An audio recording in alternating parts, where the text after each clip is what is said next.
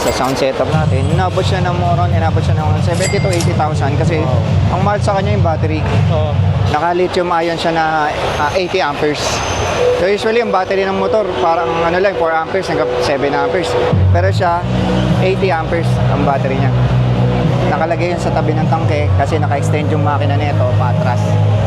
Naka-extend to sir eh. Ganun pa rin usual, all-ins. Tapos yung mga carbon natin, wala kang makikita mga alon. Talagang malinis yung pagkakagawa. Tapos ito, pure carbon by GoWorks. Pure carbon to sir. Ano yung ganyan? 7.5 siya. 7.5? Manibela lang siya, 7.5. So yun yung mga ano sa kanya, madiin na gasos sa kanya. Ano na sir ang estimate?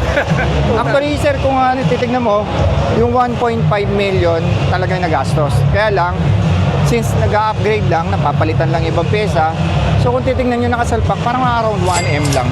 Ganon. Pero 1.5 na yung nagastos. Ganon. So kaka-upgrade, ganon. Hindi pa pala kasama yung repaint. Yes sir, ang repaint niya sir inabot ng 15K kasi yung ginamit na pintura sa kanya is pricey talaga. Na-appreciate mo yung carbon, like kagaya nitong forged carbon na to. Bihira yung gumagawa ng ganito, na klase ng forge. Karamihan ng forge yung parang magugulong balahibo ang dating. Sa kanya hindi, iba siya. Nagbabago yung itsura niya kapag gumagalaw ka.